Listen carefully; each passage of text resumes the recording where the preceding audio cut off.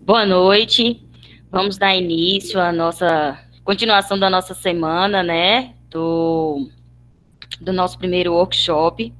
E hoje tenho o privilégio de apresentar Roniel Ferreira Cruz, conterrâneo da minha cidade, fez uma trajetória aí, pelo menos na metade do que eu já fiz, né? E tem muito ainda aí para fazer. Roniel Ferreira Cruz, ele é engenheiro eletricista pelo Instituto Federal da Bahia, IFBA, do campus de Vitória da Conquista. Hoje, ele é trainee da CMC Industrial e Energia. Já atuou já fez estágio de férias na área de manutenção de máquinas elétricas e estudos de qualidade de energia pela Codevasf. Já tem uma formação de MBA, Gestão e Engenharia de Sistemas Elétricos, Engenharia Elétrica e Eletrônica. Fez mobilidade acadêmica na Universidade Federal de Campina Grande, UFCG, e já teve uma experiência de voluntariado na coordenação institucional do CREA Júnior. Então, o currículo do cara é grande, ele tem propriedade do que ele vai dizer aqui hoje. Roniel, passo a palavra para você e muito obrigada por aceitar o nosso convite. Boa noite a todos. Na verdade, eu só tenho a agradecer o convite feito, na pessoa de Ricardo, para a gente poder fazer essa live aqui hoje, para compartilhar um pouco conhecimento prático que eu obtive nesse pouco tempo aí com os novos futuros engenheiros do mercado. Só recapitulando aí, eu comecei a MBA, não terminei ainda não, então não é um título meu ainda. Pessoal, quando eu conversei com o Ricardo a respeito dessa possibilidade de fazer uma palestra para vocês, eu queria fazer algo mais prático. Até porque, ao se falar de sistema de potência, eu acho que a gente consegue fluir melhor tratando dessa forma. Eu não sei o quão prático eu consigo ser na live. Eu vou pedir então que vocês possam sempre, acho que se a Faninha ou o Ricardo conseguir me ajudar, se tiver alguma dúvida, poder me encaminhar, se faltou alguma coisa aí, pode ser nos próprios comentários, porque me ajuda até a fluir com a nossa roda de conversa, tá ok? Eu vou compartilhar com vocês aqui. Todo mundo está me escutando? Escutando? Tá tranquilo? Sim, estamos todos escutando. Vamos fazer o seguinte, Roniel. Então, quem tiver dúvida, é só ativar o microfone e fazer a pergunta ou a contribuição ou sugestão para a Roniel, certo, gente? Então, vamos lá. Certo, certo. Então, eu fiz só uma apresentação simples para a gente poder começar. Vocês estão vendo ela aí? Compartilhar a tela? Sim, sim, estamos vendo. Certo, pessoal. Então, o nosso tema seria, o que eu quero passar para vocês é uma introdução ao sistema elétrico de potência. Como vocês sabem, a nossa área de engenharia elétrica, ela possui diversas vertentes. Tem a área eletrotécnica, a área de sistema de potência, eletrônica, automação e controle, computação, teleco. Então, uma dessas sub-áreas é a área realmente de potência. E eu queria, ao menos, que vocês conhecessem um pouco da área para poder se apaixonar como me apaixonei por ela. Então, inicialmente, acho que a apresentação já foi feita. Meu nome é Roniel, sou engenheiro eletricista. Inicialmente, eu queria começar com o questionamento. Mas o que é um sistema elétrico de potência, né? O sistema elétrico de potência, para vocês, fazendo uma simplificação, vamos considerar como um conjunto de toda aquela infraestrutura, equipamento, centrais elétricas, que são interligadas, né, que fazem esse fluxo de carga, esse caminhamento da energia, desde a sua geração até a entrega para o consumidor. Então, é todo esse sistema que consegue fornecer energia elétrica às pessoas que a necessitam. A estrutura do sistema elétrico de potência, inicialmente, só para tentar facilitar esse entendimento, ela é subdividida em determinados processos, né? Então, inicialmente, a gente vai gerar essa energia, a gente vai transmitir essa energia, a gente vai distribuir ela e depois vai ser consumida. Essa subdivisão da geração, dentro de cada etapa, você tem etapas de transição. Nesse caso, entre a etapa de geração de energia até a transmissão, você vai ter uma etapa de transição, que a gente trabalha gente fala de subestações, da transição, da transmissão para a distribuição também vai ter outra etapa de transição, que seria outra subestação, e até no consumo mesmo, a gente também tem subestações, como eu vou mostrar para vocês, ok? Inicialmente, eu quero tratar um pouco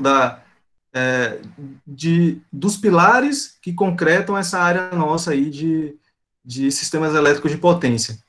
Eu peguei 3 pontos que eu, na minha opinião, considero cruciais para sistemas de potência, são 3 itens que são sempre batidos na teclas quando a gente trabalha com fornecimento de energia, seja para grandes clientes, pequenos clientes, no país como um todo. Inicialmente, a continuidade do fornecimento. Então, você sempre vai pensar que num sistema de energia, onde você tem que entregar energia para alguém, esse sistema tem que ser contínuo. Então, em momento algum, a gente vai, como posso dizer, ficar sem alguém receber essa energia. Ela tem de ser recebida. Então, como é que você faz? É melhorando o sistema.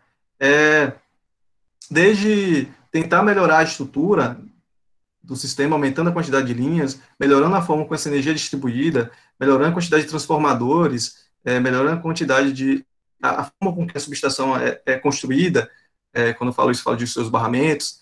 Então, assim, tentando de alguma forma fazer com que a continuidade de sistema sempre ocorra.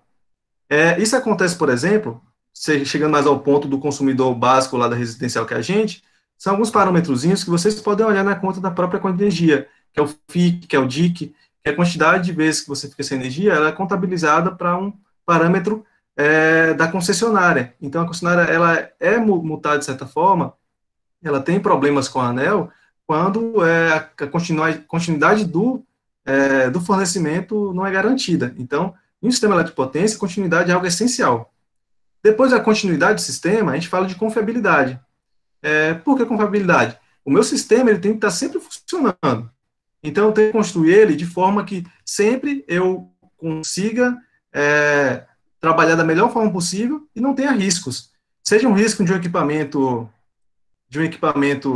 por algum motivo falhar, ou por sair de funcionamento, por falta de manutenção, ou por algum, sei lá, algum acontecimento físico, como descargas atmosféricas. Então, eu tenho sempre de me prevenir para que meu sistema tenha essa questão de confiabilidade. Uma forma também de ver confiabilidade do sistema elétrico é a diversidade das matrizes energéticas. Por exemplo, o país, no nosso caso o Brasil, a gente possui uma matriz predominantemente hidrelétrica, mas a gente tem outras formas de energia complementares que fazem com que, caso a falta de um ciclo contínuo de águas e os elevatórios baixos, a gente tem outras formas de tentar suprimir isso, seja uma forma alternativa, seria uma térmica, ou complementares, como a eólica, solar, etc.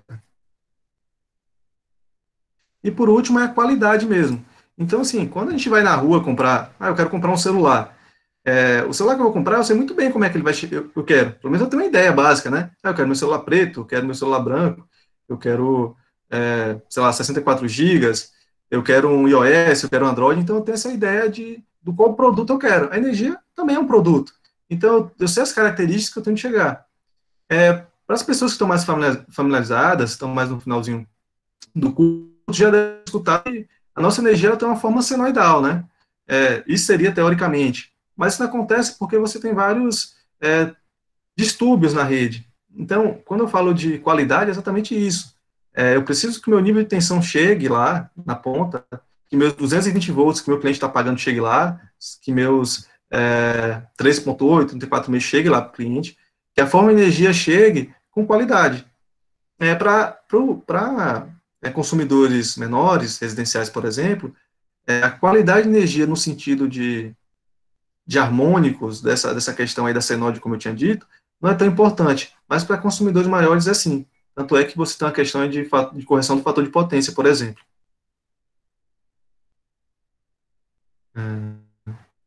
Pessoal, tá tudo tranquilo até agora?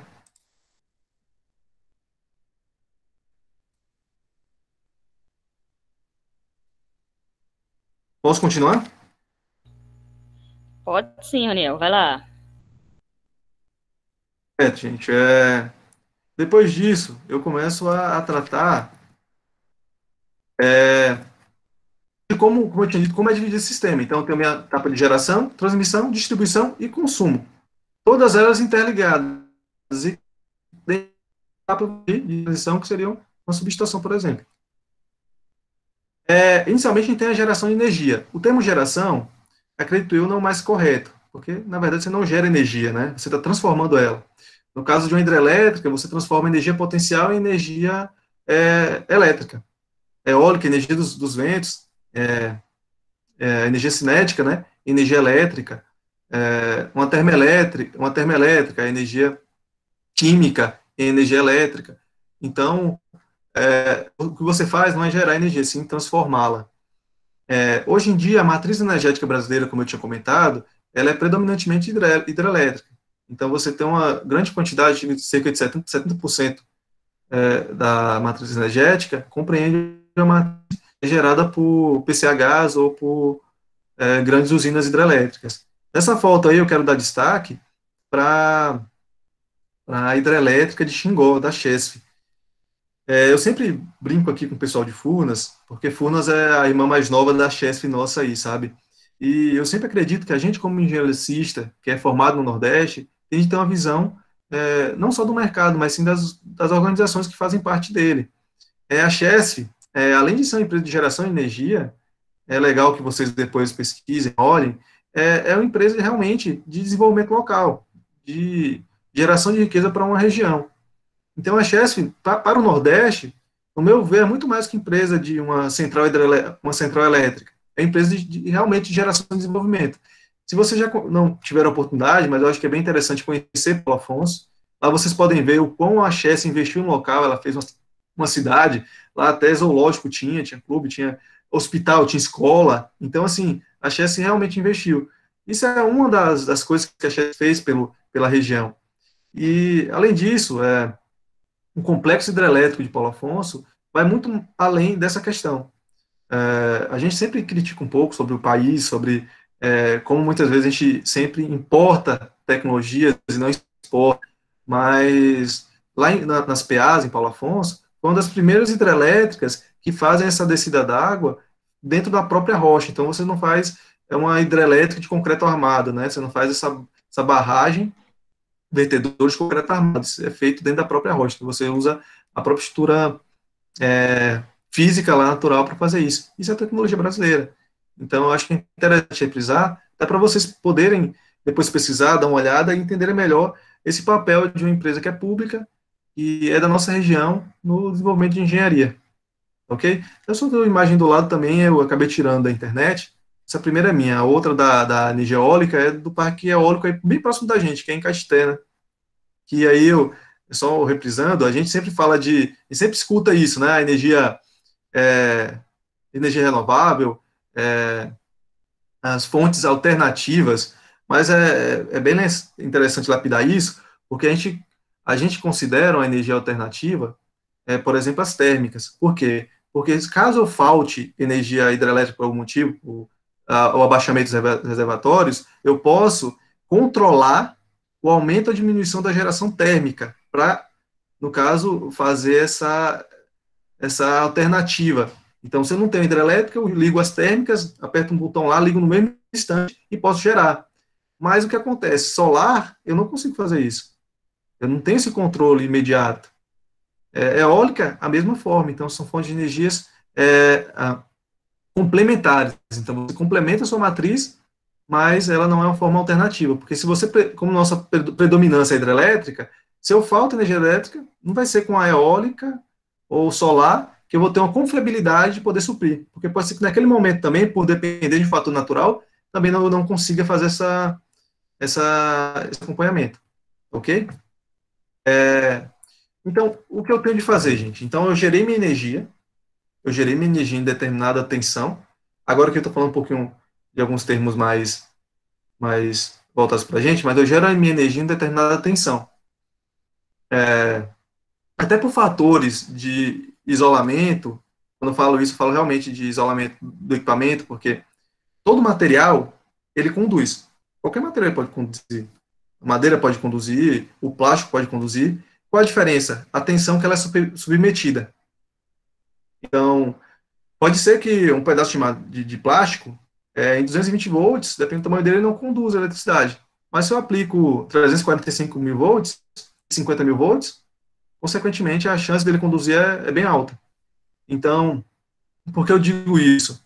É, a geração de energia, ela costuma não ser numa tensão muito alta. Ela costuma ser 6.3, 7.3, até 3.8. Então, é uma tensão, comparada à tensão que é utilizada para transmissão baixa. Mas então, por que eu não... com a mesma tensão que é gerada, eu já não transmito? Não é porque eu não faço isso? Porque eu não pego a mesma tensão que eu estou gerando ali e já mando para a Coelba, para a Excelsa, para a Enas, concessionárias de distribuição.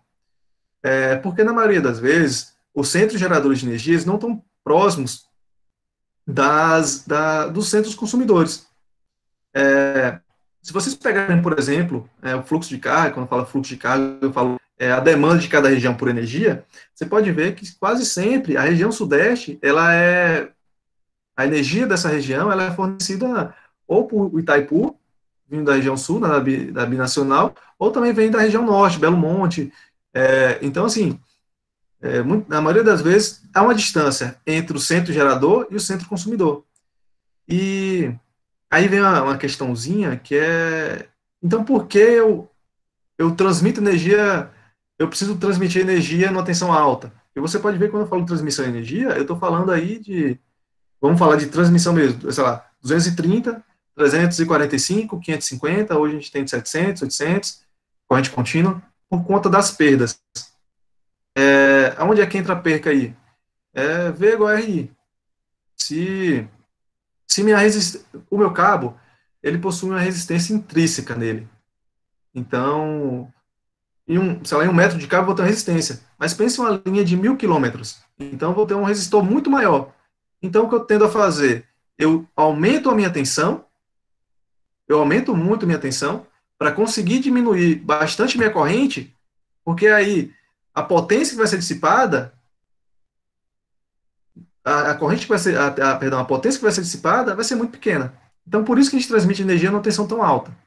E aí também vem outras questões. Quando você aumenta a tensão, você diminui a corrente. A bitola do meu cabo condutor, ele diminui também. Então, por exemplo, a estrutura que eu vou usar para transição também, de certa forma, tem interferência, porque os esforços sobre ela vão ser menores, tá bom? Essa foto aí é da subestação de Campina Grande, se não me engano. Foi na visita que a gente fez lá, eu ainda lá na UFCG, e mostra um pouco aí desse parâmetro, né? Tem vários tipos de linha aí. Como é que a gente sabe qual é a tensão? Às vezes a gente olhando, né, velho? Eu tô vendo uma estrutura ali, eu não sei qual é a tensão dela. Assim, claro que existe um jeito mais fácil. Entra lá no site da ONS e lá vai ter um mapa do SIM, mas pela cadeia de isoladores dá para saber isso, né? Só uma informação a mais para vocês aí. Dá para descobrir isso mais fácil em redistribuição. 3.8, 34,5, pela cadeia de isolador você consegue saber qual a tensão.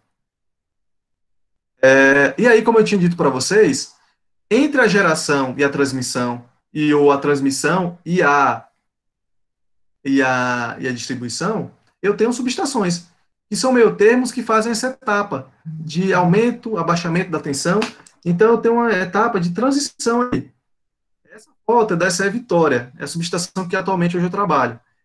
Aqui a gente está fazendo a expansão da subestação, tá certo? Fazendo mais um vão aí.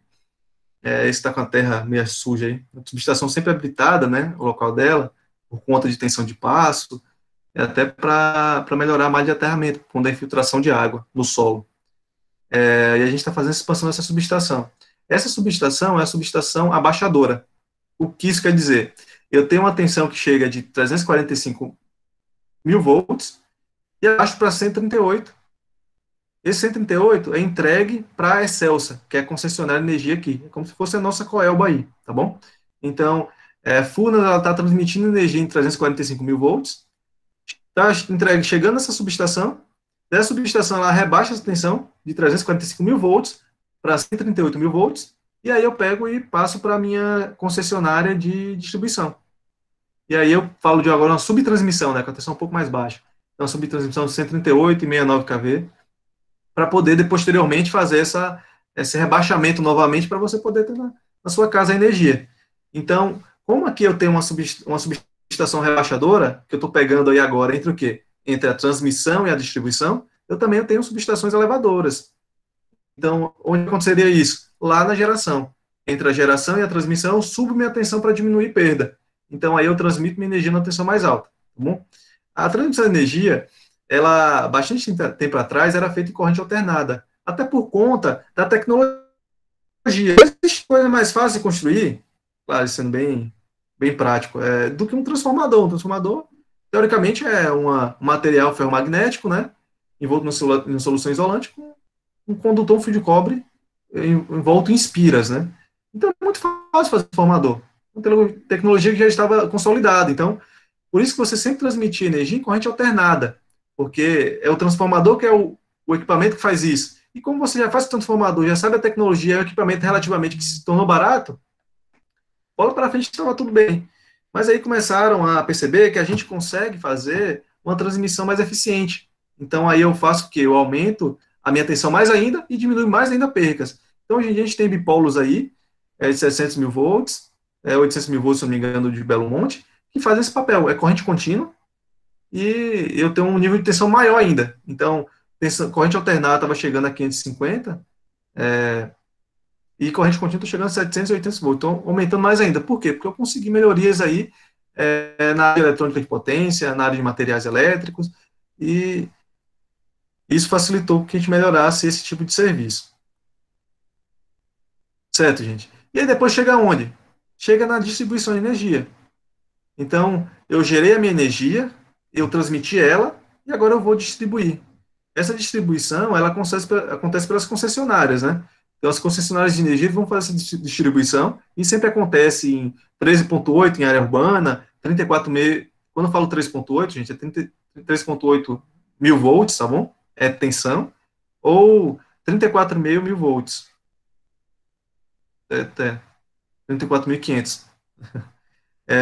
Então, a gente acaba fazendo essa distribuição de energia nesses tipos de tensão. A distribuição de energia, aí você já entra num critério um pouco mais objetivo, que lá eu só tinha uma subestação, né, que fazia todo esse rebaixamento. Eu tô vendo que eu escrevi errado, gente, desculpa, viu? Ficou distribuição, tem um izinho aí. Então, a distribuição de energia, ela acontece por concessionárias. Então, a concessionária ela tem esse papel de fazer essa etapa, de receber a energia e fazer essa distribuição para os consumidores. Hoje você tem vários tipos na verdade não vários, mas dois principais tipos de estruturas de distribuição de energia. Lá quando eu falei com vocês do sistema elétrico, essa etapa de confiabilidade do sistema, ela vale para tudo. É desde geração, transmissão e também para distribuição. Hoje, na distribuição de energia, aí eu deixo para vocês o exercício, de realmente olhar, muitas vezes, o que está à nossa volta. A gente possui redes de distribuição de duas formas distintas hoje. É uma rede de distribuição convencional. Convencional é a rede de distribuição que tem cruzeta. Só para vocês verem aqui, eu vou voltar aqui no slide, cruzeta é esse perfil aqui, polimérico, tá certo? E nesse tipo e nesse tipo de rede aí, qual é vamos dizer, o principal agravante dela? É que o cabo não tem isolação nenhuma, é um cabo nu. Então, por exemplo, em áreas onde tem muita arborização, eu posso ter uma falta, um curto-circuito, né, fase terra, uma falta de alta impedância, por conta disso. Então, qual é uma das medidas que estão sendo feitas ultimamente para tentar melhorar o sistema de distribuição, a confiabilidade desse sistema? É mudar as estruturas de como é distribuída energia. A gente vai falar agora de uma rede compacta, que é uma rede onde o cabo possui isolação, certo? Se vocês olharem, essa vinda principal da Lapa, ela é feita já com rede compacta. Então, hoje em dia, essa rede convencional com cruzeta, como te disse, a cruzeta, gente, como te disse aqui, né? Esse perfil aqui polimérico, ele é mais utilizado para a zona rural. Hoje, na zona urbana, a predominância das novas redes é realmente ser construída com rede compacta para melhorar a confiabilidade do sistema. E aí, depois distribuído, eu vou ter várias outras subestações. Mas agora não tem uma subestação de estação, tem uma subestação aérea, que é aquela que está no poste. Então, o transformador, o trafo de 75, 150 kVA, que está lá no poste, ali também é uma subestação. O que ele vai fazer para a gente? Ele vai transformar, ele vai diminuir a tensão, o abaixamento dessa tensão, de 3,8, 34,5 para quanto? Para a tensão que vem na ponta da sua tomada aí, 220, 110 dependendo da cidade. Aí vocês devem estar perguntando, gente, mas por que a gente não. Mas por que não chega a 13,8 na minha tomada? Sabe aquela história lá de qualquer material pode ser condutor? Então, é exatamente isso. Imagine, se a gente, imagine o quanto a gente necessitar para poder ter uma instalação residencial com uma tensão muito alta. A isolação do cabo que ia ser necessária, o perigo que seria. Então, é exatamente por isso que a gente faz esse rebaixamento de tensão para tensão segura para a utilização. E por último, a gente tem o quê? É o consumo. Então, na ponta, a gente está gerando energia, transformando energia para quê? Para alguém consumir ela. Esse é o objetivo, é realmente ter alguém consumindo. Então, no consumo, eu tenho que ter desde fábricas, consumidores residenciais, eu falo residenciais, é o quê? É a gente mesmo, a nossa casa, com televisão, com lâmpada, com geladeira. E desde consumidores que são indústrias, que são, por exemplo, no caso do Projeto Formoso, que é uma captação de água que vai irrigar várias pessoas. Essa foto aí foi do meu estágio e eu achei interessante mostrar para vocês. Essa foto aí, quem já teve a oportunidade de visitar, eu deixo até aí a informação para vocês, é na captação de água do Formoso A, tá certo? Então a gente capta a água do Rio Formoso para poder distribuir. Se eu não me engano, esses motores aí são de 50 HP. Esses motores que a gente tem na captação de água, então, isso é uma adutora. Eu estou pegando água para pressurizá-la e jogar para canais de irrigação para vários produtores, que é o que acontece no projeto Formoso. Esse motor aí, esse motor gigante, ele possui uma característica que eu, pelo menos, acho bem interessante, é que ele é um motor síncrono. É o que acontece. Os motores síncronos, eles são mais utilizados na geração, por uma característica própria dele que traz qualidade para esse processo de geração de energia, certo? E quase nunca você usa motores síncronos para realmente fazer trabalho, realmente fazer serviço como esse, de bombeamento de água. Mas no nosso caso, a gente possui no Projeto Formoso esse motor da Toshiba. A Toshiba nem fabrica mais motores no país. Quando alguém tem que fazer manutenção, tem de vir de fora para fazer a manutenção desse equipamento aí. E aqui no Projeto Formoso. Então, eu acho que é um equipamento legal da gente que faz elétrica, que é dessa área, conhecer, que é um motor síncrono, né? Como eu te disse, 500 cavalos. Não existe mais fabricação dele no país, mas está lá em funcionamento. Aqui mesmo, próximo da gente, né? Próximo de vocês, na verdade. Gente, eu estava segurando para soltar a informação que realmente envolve muito o consumo. O que, como vocês acham que é feito, então, toda essa esquematização da geração de energia com o consumo? Como é que se casa isso? Será que a gente guarda energia? Será que a gente consegue mantê-la? A questão é que a energia que a gente consome nesse momento, a lâmpada que está ligada, a energia dela está sendo gerada no mesmo momento. O que isso quer dizer? É que a gente não armazena energia. Então, eu acho que vocês vão entender que a gente precisa de uma infraestrutura, de uma coordenação muito boa, para que naquele momento que eu preciso da energia, eu consiga que as minhas unidades geradoras consigam gerar a energia necessária. Então, para isso, eu uso probabilidade na veia. Então, eu estou pensando em demanda. Eu vou conhecer como o meu consumidor funciona, como é ele, como é a identidade dele. E aí eu venho para uma questão que a gente chama de curva de carga, tá bom? O que é uma curva de carga? É o quê? É o consumo por hora. Vamos simplificar o consumo por hora. Então, o consumidor residencial, por exemplo, gente, eu tenho o quê? Eu tenho que o consumo dele vai ser lá para 6 da tarde até as 10 da noite, que é quando o cara chega em casa, liga a televisão, a mulher vai assistir a novela, homem também, né? Sei lá. E aí, você tem um consumo maior nas residências. E os comércios também tem um padrão, né? Por volta das 6 estão abrindo, alguns ficam até as 8 horas, sei lá, 10. Então, eu tenho vocês conseguem ver, esse consumo, né? Então, é hora do dia por por potência, esse consumo aí de energia. A iluminação pública, a mesma coisa. A iluminação pública é até mais fácil de entender, porque só está ligada à noite, né? Então, o consumo dela, a curva de carga dela é noturna. Já as indústrias é um caso à parte. O que acontece? A indústria tem sempre de estar funcionando, ainda mais quando você tem um processo que não pode parar. Então, se for para ficar 24 horas, com vários turnos, vão ter empresas que vão ficar. Mas não é interessante para o sistema ter uma junção de vários consumidores no mesmo horário. Então, por exemplo, se eu sei que eu tenho vários consumidores pequenos, mas de pouca potência, que consomem pouca energia, pagam contas de 100, 200, 300 reais, mas são muitos. E tem um consumidor que paga uma conta lá de 100 mil, 150 mil, 1 milhão de reais, mas são poucos. Infelizmente, é mais fácil para o sistema como um todo, para as concessionárias de energia, até para não sobrecarregar seu sistema, controlar quem? A minoria.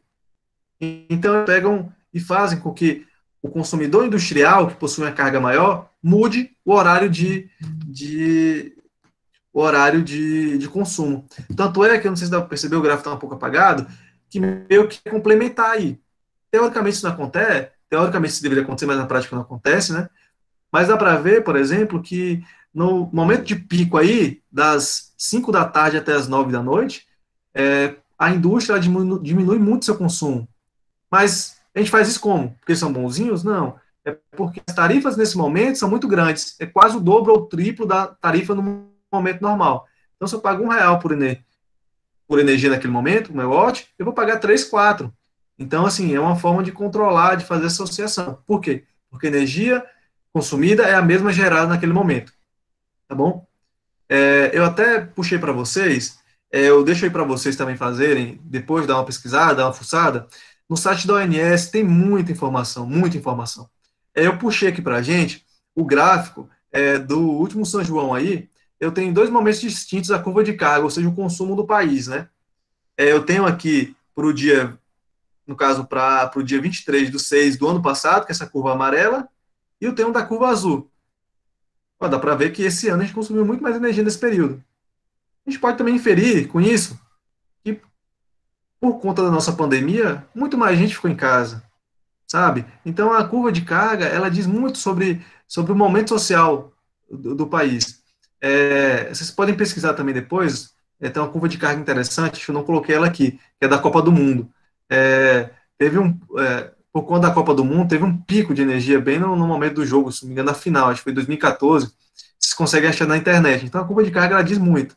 Então, o que é a curva de carga? É realmente a identidade do nosso cliente, certo?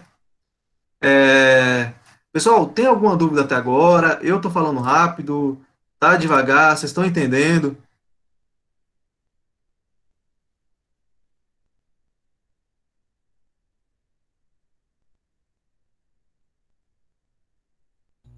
A galera tá conseguindo te acompanhar super bem. Diz que tá ótimo, Ah, tá tudo belezinha. Segue o bonde. não. Não, tranquilo, que eu estou falando aqui, se deixarem eu vou conversar e eu não estou olhando comentário, não. Eu estou Pode abrindo seguir o slide, tá? bonde. A galera que Não, tiver beleza. dúvida, já sabe, pode acionar o microfone, ativar o microfone e questionar aí, Roniel. Certo, gente? Então, Segue o vamos lá, bonde, galera. Roniel. Vamos lá, galera. Então, estava falando da curva de carga, né? Vamos lá, mas e como isso é feito? Poxa, cara, mas é fácil eu falar aqui para vocês que a gente está gerando energia na mesma hora, a energia chega para vocês. Mas como isso é feito? É realmente através de um sistema que é todo interligado. Então, tem um sistema integrado nacional, que é um sistema enorme, que cobre quase todo o país, certo? Em exceção aí de Roraima e a ilha de Fernando de Noronha, né, que não é alimentado pelo sistema, e, e que compreende tudo. Então, como eu tinha dito para vocês, esse sistema é um sistema de geração e transmissão de energia, então tem várias usinas geradoras espalhadas em locais estratégicos, né, que vão alimentar as grandes metrópoles. Você pode, por exemplo, ver que na região sudeste tem uma gama de linhões de transmissão. O Nordeste também tem uma gama interessante por conta da Chesf, né? Mas também dá para ver que tem vários leões, se vocês prestarem atenção, saindo de regiões como a norte e indo para o sudeste. E outros também saindo do sul aqui e indo para o sudeste. Exatamente naquela questão que eu tinha dito para vocês. A região sudeste, por ter uma grande industrialização, ela consome muita energia. E na maioria das vezes, a energia consumida por ela não é a mesma que ela consegue gerar, que o sistema de Furnas consegue gerar, que é que gera essa região aí pela Eletrobras, né? Então, o que é feito? É exportar energia de outras regiões do país. Se vocês entrarem também no site da ONS, a ONS é o operador nacional do sistema, é ele que faz a operação de todo esse sistema, tá bom? Você vai ver essas informações, lá tem muita coisa. Eu acho que para o curioso dá para ver, dá para entender muito melhor como é que funciona o sistema elétrico, tá bom? Então é isso. O nosso sistema é um sistema todo interligado. Eu posso falar besteira, mas acredito que é o maior do mundo nessa questão de interligação do sistema, sabe? Tem um sistema que é todo interligado, que se fala entre si. E assim, existem vantagens, porque eu estou aumentando a confiabilidade do sistema, né? Porque como é que eu estou aumentando a confiabilidade do sistema? Se, por exemplo, aí na Lapa, a gente tem um leão, se não me engano, de 500 que chega e tem um de 345, se meu leão de 345 ele sai por algum motivo, eu tenho um de 500 que está alimentando a subestação aí de Bom da Lapa, da Chesf. Da mesma forma aqui na subestação de Vitória, como eu mostrei a foto para vocês, eu tenho 3 leões que alimentam a subestação. Então, se um sai, eu tenho outros. Aqui eu tenho barra reserva, então, se um sai, posso substituir por essa barra reserva, uma estrutura de junto e meio. Então, assim, eu tento, da melhor forma possível, manter a confiabilidade do meu sistema, tá certo? E também a continuidade dele. Vou tentar ao máximo não fazer com que pare. Mas aí vem a questão, o quão contínuo vai ser esse sistema? Porque isso é caro, né? Imagina aí, eu tenho 1 milhão para gastar, eu vou gastar 1 milhão para deixar melhor o sistema sei lá, de Bom Jesus da Lapa, ou vou gastar 1 milhão para melhorar o sistema de energia de um local que ao invés da Lapa, que tem 70 mil habitantes, de um lugar que tem, sei lá, 1.000. Então também tem a questão financeira, né? O investimento é feito no local certo. Até uma informação legal para vocês, se vocês também quiserem depois olhar, tem muita informação a respeito realmente do sistema elétrico no sentido da expansão dele. Vocês podem ver que nessa legenda aí tem um monte de linhazinha que é futuro, né, o que vai ser feito, que é a linha tracejada. Você consegue ver muita coisa a respeito de leilões, e como é feito essa aquisição de uma obra dessa, né? É feito através de leilões. Se vocês entrarem no site da ANEEL, tem lá os últimos leilões. Se não me engano, teve um agora no começo de 2020. Lá dá para ver um monte de empresa que pegou obra. Dá para ver empresas que pegaram obras de geração. A StarCraft, se não me engano, pegou um monte de eólica aí em Botirama.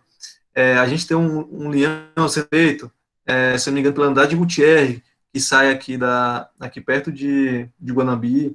Então, assim, através dessas informações aí, depois vocês dão uma olhadinha, eu posso passar o link para os meninos, que é no site da ANEEL, que é a Agência Nacional de Energia Elétrica, que passa essas informações para a gente do sistema também, né, de como está a expansão do sistema. A expansão, o crescimento do sistema, de certa forma, é feito pela ANEEL, enquanto a operação dele em si é feita pela ONS. Eu acho que todo mundo se lembra, se eu não estiver enganado, foi no ano de 2018, teve um apagão, não foi? Vocês lembram que a gente ficou sem energia? O Nordeste foi o último estado, a última região a voltar. Mas o que aconteceu? Naquele caso ali, a gente tinha se não me engano, foi Belo Monte. Lá em Belo Monte teve um disjuntor que saiu, e aí virou efeito cascata. Foi efeito cascata. Esse leão, esse bipolar de Belo Monte, ele saiu. Então, a energia que estava sendo gerada para a região sudeste, para Belo Monte, tinha que ser gerada para outro local. Então, vai ser gerada por onde? Por Itaipu? Itaipu não conseguiu suprimir. Fez o quê? Também saiu. Porque, assim, eu não vou fazer com minha unidade geradora, ela sobreaqueça e deteriore por conta de uma demanda que ela não está projetada. Então, vai fazer o quê? A proteção desarma ela. Então, foi efeito dominó. Saiu Itaipu, saiu Belo Monte, saiu Furnas, saiu Itaipu, saiu Paulo Afonso, e aí foi efeito dominó. Então, esse é um dos problemas do sistema interligado nacional. Realmente, se você não tiver uma boa previsão do sistema, uma confiabilidade do sistema, pode ocorrer fatos como esse. Mas ele foi criado exatamente para evitar falhas como essa. Porque a gente tinha muitos apagões, não é da minha época, mas no governo de FHC, a gente teve esse problema, então foi aí que foi gerado, foi pensado esse sistema interligado nacional junto com a ANS, tá bom? Então, eu já falei, porque falando ONS, ANEEL e tal, mas o que é isso? Então, assim, pensando no sistema interligado nacional, o sistema elétrico energético brasileiro, a gente tem o quê? A gente tem um Conselho Nacional de Política Energética, que é o topo lá, vamos dizer que é o conselho que vai passar informações para o presidente, o Ministério de Minas e Energia, que é do Poder Executivo que faz essas determinações, né? Junto com ela, a gente tem esse Comitê de Monitoramento do Setor Elétrico. Então, assim, a principal função dele, esse comitê de monitoramento, ele é formado por pessoas da ONS, da ANEEL, da CE, da EP, EPE, que é realmente para saber como é que o sistema está hoje, de prever futuros problemas como esse do apagão. Já a EP é uma empresa estatal. O que ela faz? Realmente é estudos energéticos. Então, a empresa foi criada no governo Lula com esse pensamento, de pensar na parte de eficiência energética.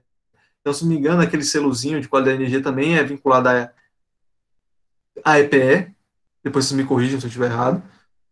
E também a gente tem agora o que? A ANEEL, que é o que? A Agência Nacional de Energia Elétrica, que é a agência reguladora. Então, é ela que é a agência reguladora que desce o cacete em quem está gerando de forma errada, da concessionária de energia que não está entregando energia para o consumidor da forma certa, da transmissão de energia que ia fazer um leão, ia terminar mês que vem e terminou daqui 2 meses. Então, assim, é a ANEEL que trabalha nesse sentido de fazer a regulamentação do sistema elétrico.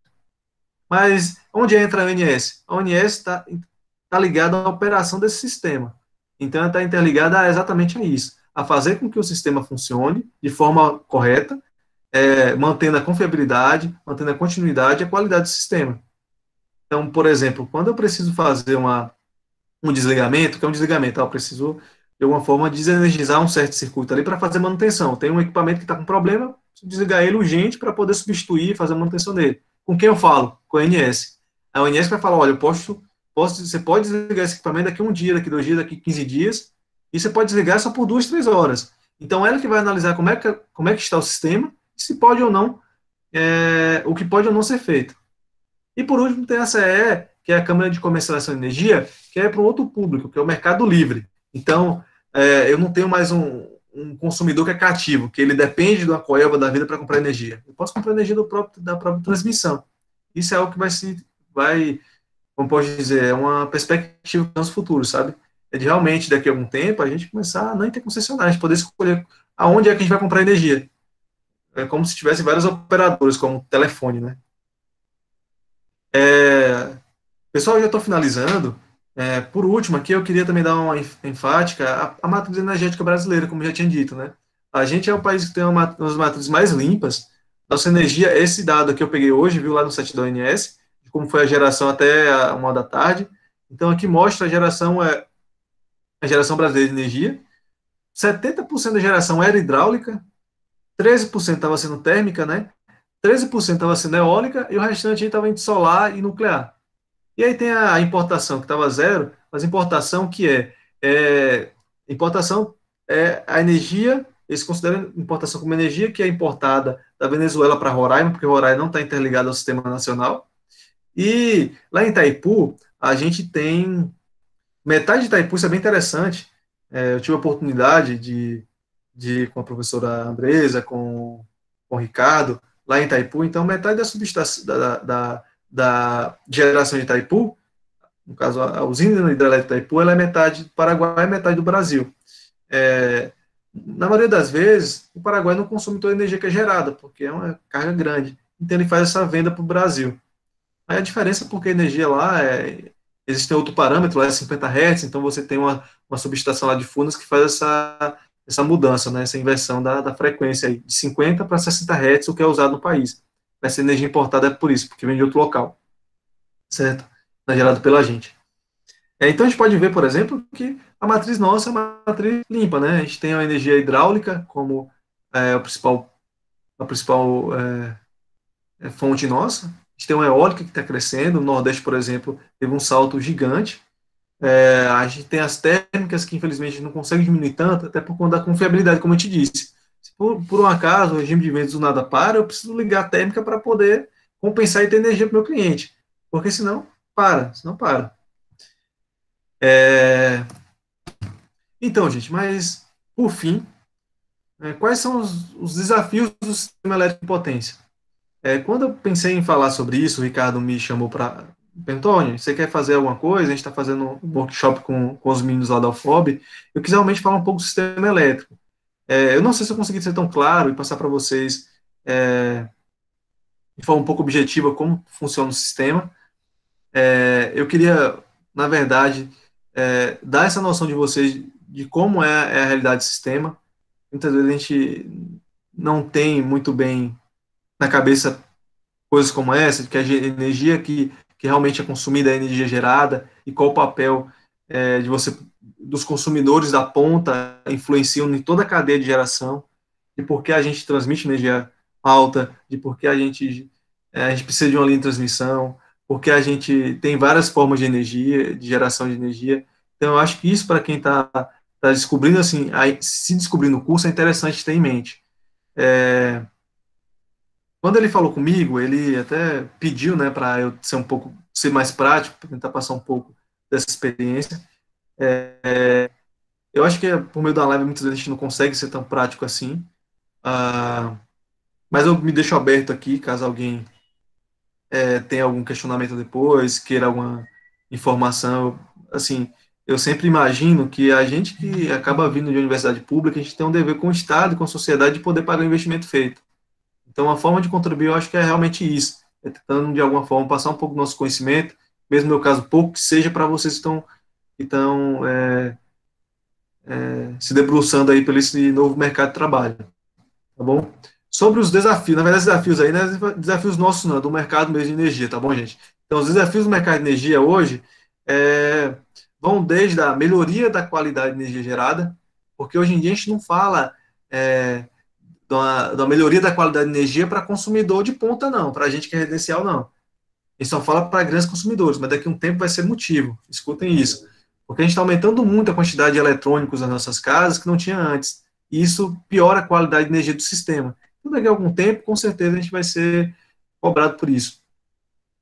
Um outro fator de desafio para o sistema é realmente trabalhar nessa parte de tecnologia de armazenamento de energia. Hoje não tem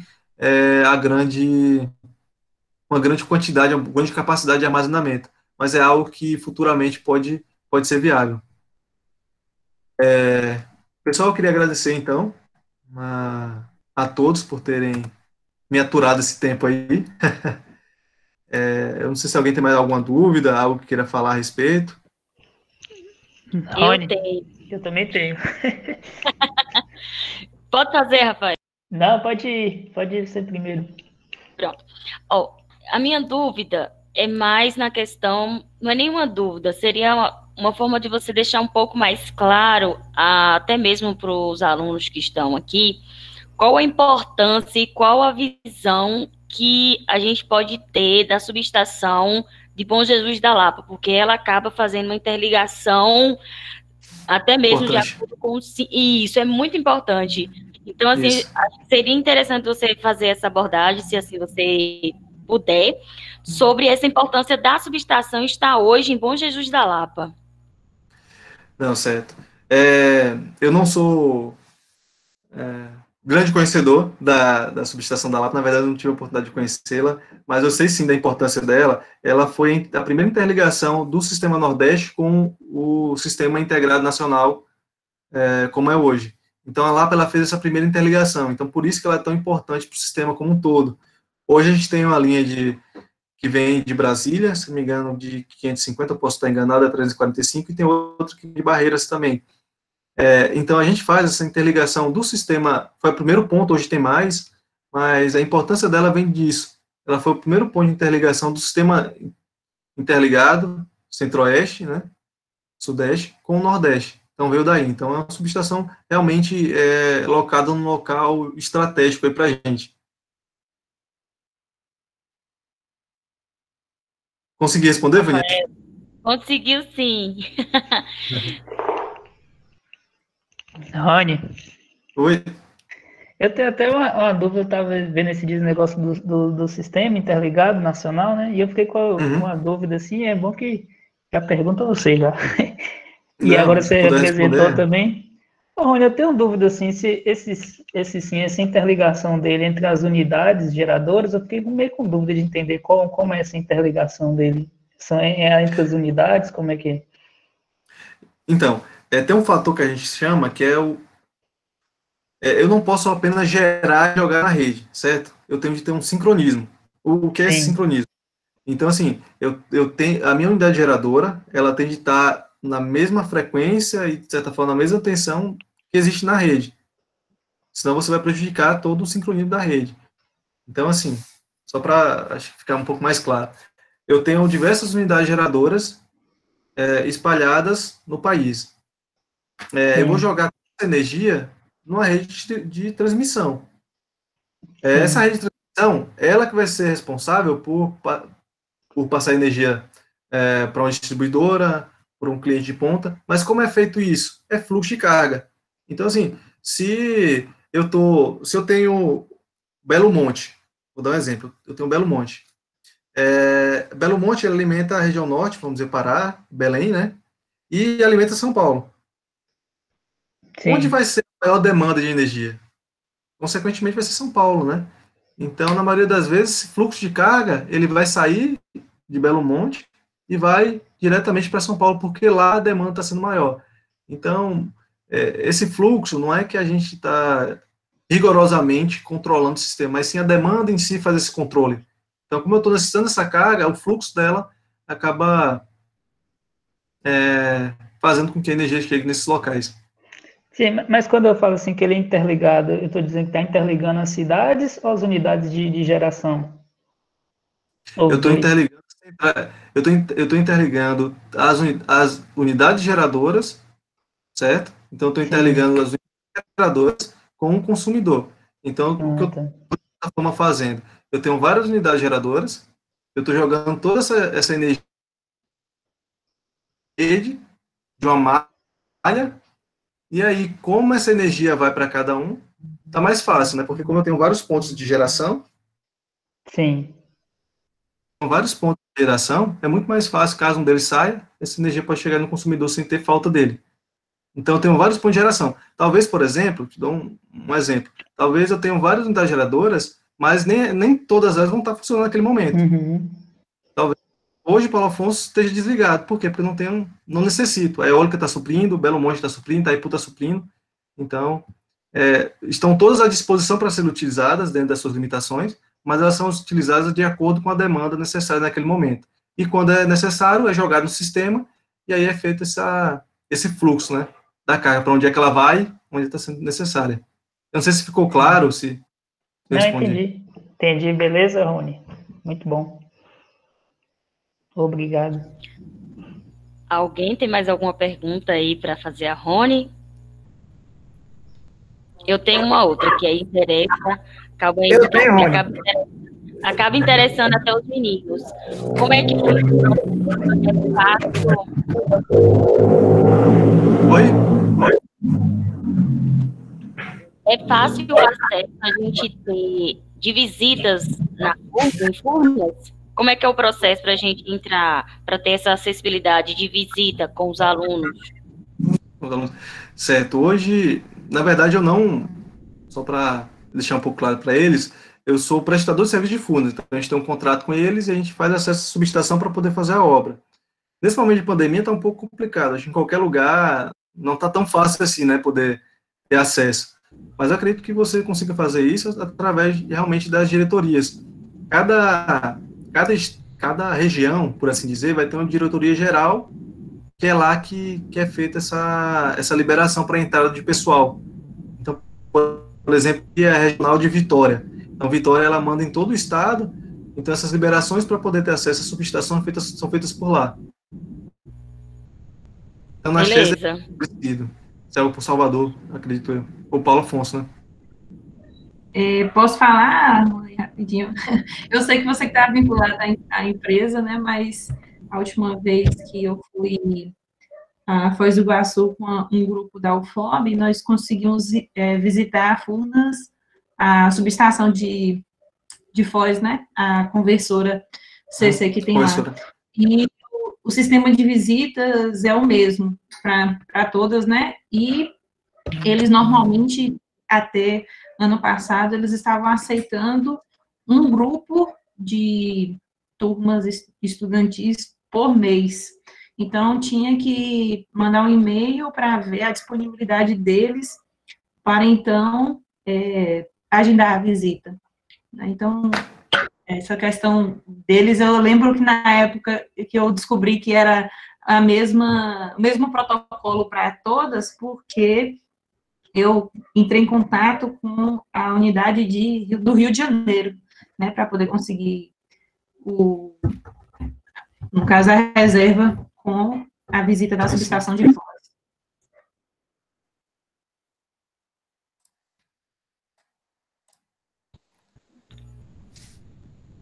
Rony, Vinícius está fazendo uma pergunta. O fluxo de carga, ele é controlado automaticamente? Então, o que acontece? Eu não posso dizer ao certo que eu posso considerar o fluxo de carga automático, porque às vezes na subestação eu tenho de fazer determinadas manobras para que eu consiga alimentar algum sistema. Vou dar um exemplo básico. Hoje, alguma unidade geradora, ela está sem funcionar porque eu não tenho demanda para ela. Mas por algum motivo, a curva de carga ela subiu e eu preciso gerar energia para poder suprimir. E a ONS relaciona essa unidade geradora e ela começa a gerar energia. Mas a maioria das vezes, para ela gerar energia, eu tenho que fazer algumas manobras na subestação para poder jogar essa energia dentro do sistema. Então, é algo automático em si, né? Você tem certos processos para poder fazer esse lançamento de energia no sistema. Ricardo, pode fazer sua pergunta. Opa, boa noite, pessoal. Boa noite, Roniel. É o seguinte, aí na live a gente tem bastante aluno, sabe? Aluno de primeiro semestre, formandos e tal. Eu queria que você, né, no caso aí, explicasse para o pessoal como foi sua trajetória, né, até chegar hoje ao status de trainee dessa empresa.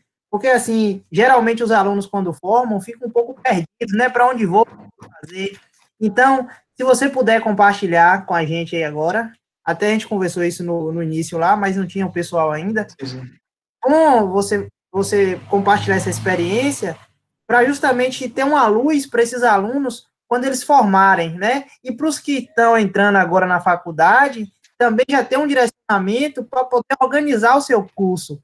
E se você puder também falar, é evidente, se não for estender muito, para não atrapalhar seu horário, contar sobre a sua trajetória em Campina Grande, contar a sua trajetória um pouco como estudante até chegar a trainee, fazer um breve resumo para que nossos alunos possam ter em você esse referencial. Muito obrigado. Pessoal, eu acredito que hoje, a visão da gente, que até na minha época, na verdade, quando eu estava saindo, uns 2 anos atrás, a gente viu que o mercado não estava nada legal, que faltavam oportunidades, a gente, acho que por conta do boom da engenharia que teve alguns anos atrás, a engenharia como todo estava com certo status e assim, a gente via como um mercado que estava sempre em crescimento. Mas a área de elétrica em si, eu acredito que ela é uma área muito estável. Então, você sempre vai ter investimentos na energia. Você sempre está tendo aumento do consumo. Então, assim, a área de energia elétrica como um todo é uma área que se mantém estável. Indiferente com esses ciclos que a gente tem aí. Claro que quem trabalha na indústria acaba que é impactado, ou quem trabalha numa área que está diretamente envolvido com alguma atividade, né? Que em crise acontece algo como isso. Mas, como toda, a área nossa é uma área estável. Eu sempre digo que a gente que está começando tem 2 opções. Buscar por um bom salário ou buscar por oportunidade. A gente que está começando, a gente não tem tanta experiência. Então, acho que o bom salário é meio difícil, né? Então, o que eu sempre tenho em mente, e assim eu passo para vocês, é que, inicialmente, tem de pedir oportunidades. Realmente não pensar em tanto no piso, né? Mas sim pensar nas oportunidades que você pode ter, se tornar um melhor profissional, porque aí sim, quando o dinheiro for necessário, quando você tiver contas para pagar, você vai poder cobrar essa remuneração. Eu acho que é legal para a galera que está começando ter isso em mente, de realmente correr atrás, buscar oportunidades, e muitas vezes não baixar a cabeça por uma porta fechada, não. Uma está fechando aqui, outra vai abrir amanhã, ali amanhã, com certeza. Quando eu, quando eu comecei no IFBA, eu sempre pensava em fazer, na verdade, eu comecei com eletrônica. Eu fiz eletrônica, eu fiz iniciação, fiz um bom tempo com eletrônica, e em circuitos eu me apaixonei por potência. E acabei vendo que a área de potência era a área que, assim, me chamava muita atenção. E aí eu acabei indo para, eu percebi que tinha um programa, né, eu deixo aí aberto para vocês, existe um programa chamado Andifes, que é de mobilidade acadêmica. Então, qualquer aluno de universidade federal pode ir para outra federal, poder ficar um tempo lá. E aí eu acabei descobrindo a Federal de Campina Grande, lá é referência na área de potência, a Faninha veio de lá, ela sabe muito bem isso, e aí eu tive essa oportunidade de poder ir. Fui para lá, consegui fazer a infra de potência lá, foi puxado, é uma faculdade, até por conta da distância, né, da família, mas deu certo, eu acabei tentando aproveitar o máximo que eu pude lá, e eu deixo aberto para vocês, assim, a oportunidade, acho que é uma, para quem realmente quer fazer algo na área de potência e muitas vezes não consegue, por conta de algumas limitações da universidade, porque realmente a área de potência acaba exigindo uma certa infraestrutura que muitas vezes a gente consegue de início, mas tem essas possibilidades que o próprio meio passa, sabe? Você poder fazer um curso, fazer um estágio bom, fazer mobilidade. Então, assim, o que não dá para fazer é ficar parado, ficar inerte. É realmente correr atrás do que você almeja. Depois que eu terminei Campina Grande, eu procurei estágio, né? Estava na busca por estágio. E aí decidi ir para Goiânia. Então, eu saí da Lapa, fui para Conquista, de Conquista para Campina Grande para Goiânia. E aí eu consegui um estágio na CMC. Eu estagiei lá por volta de uns 4 meses, eu só tinha um estágio para fazer. Fui contratado, fiquei um período lá, estou até hoje, na verdade, né?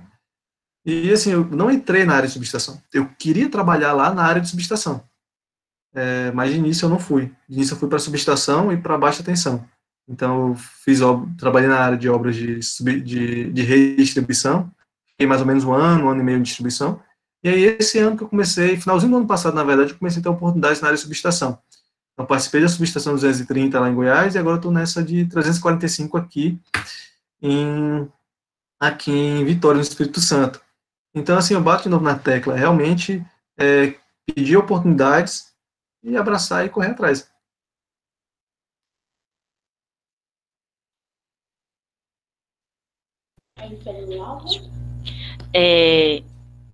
Eu sou suspeita, né, para dizer sobre Campina. Adoro aquela cidade, adoro a universidade. E eu já fiz o convite a vários alunos meus, principalmente os formandos, que quem tiver interesse no mestrado, no doutorado, que eles estão indo para uma universidade de calibre, tanto para a área de potência, quanto para a área de eletrônica, quanto para a área de telecomunicações. Temos professores de lá, não é porque eu estou vindo de lá não, mas temos professores de alto nível e que são daqueles que cobram, tá, Roniel, que não deixa eu mentir. E são professores reconhecidos mundialmente. Nós temos o Washington, nós temos o Benemar. Benemar é conhecido top das galáxias, aquele cara. Ele sabe de tudo. E temos o Antônio Marcos da vida, que o que você perguntar a ele, ele sabe lhe dizer. Não é? Então, assim, quem tem interesse, não tenha medo. Tem que enfrentar, tem que sair de casa, tem que sair do buraquinho que vocês nasceram, tem que sair da aba dos pais, entendeu? Tem que ir atrás. E nós temos uma prova viva aqui hoje, que a foto que eu vi de Roniel, do Lattes, para o que eu estou vendo Roniel hoje, é outra pessoa. É outra pessoa. Alguém tem mais alguma pergunta a fazer a ele, gente? Ô, gente, se Rony puder responder mais uma, eu tenho. Vamos lá, vai lá. Vamos lá. A segunda já. Ô, Rony, por exemplo, eu tenho uma produção de energia, uma geração de energia lá na região norte. E tenho, por exemplo, um centro de consumo na região sul. Pode ocorrer algum delay no fornecimento, assim, por causa... Ou sempre é instantâneo mesmo, por causa dessa distância, assim, territorial? Tipo, tem a demanda da carga, conecta o dispositivo lá e já vem instantâneo ou pode ter algum delay? Eu posso estar falando besteira, os professores aí vão me ajudar, mas a gente, pensando em carga, que é elétron, é próximo à velocidade Instantâneo. instantânea, né? Sim, Então, acho que e aí tá meio que respondido, é meio que instantâneo mesmo. sim. Posso estar falando besteira, e depois a gente pode dar uma precisada de confirmar, mas sobre essa velocidade aí, ela vem da velocidade da luz. A Não gente é pode dar uma sempre. olhadinha nisso aí. Sim. É um pouco rápido, na verdade. Então, o delay só Posso pode ver? acontecer, talvez, se tiver algum problema mesmo nas linhas de transmissão, né? Sim. Beleza, Rony. É isso aí. Obrigado, Rony. Alguém tem mais alguma pergunta a fazer a Rony? Vixe, o silêncio prevaleceu. Eu acho que não. Então, Rony, eu agradeço de coração pelo convite, você ter aceito o nosso convite. E quer deixar alguma última palavra antes da gente encerrar? Não, na verdade, eu só queria agradecer mesmo a oportunidade. Espero poder contribuir em próximas atividades aí, vou estar sempre aberto aí para vocês. Como eu disse, a gente que vem em universidade pública, eu acho que é realmente um dever nosso poder de alguma forma retribuir a sociedade esse investimento enorme. Então, só tenho mesmo a agradecer essa oportunidade que vocês me deram hoje.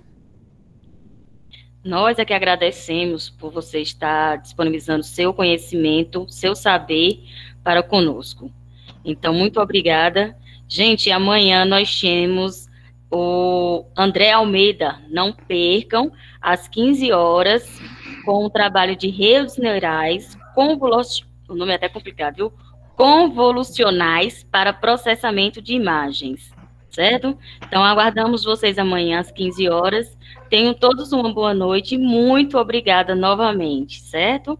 Beijos a todos e tchau.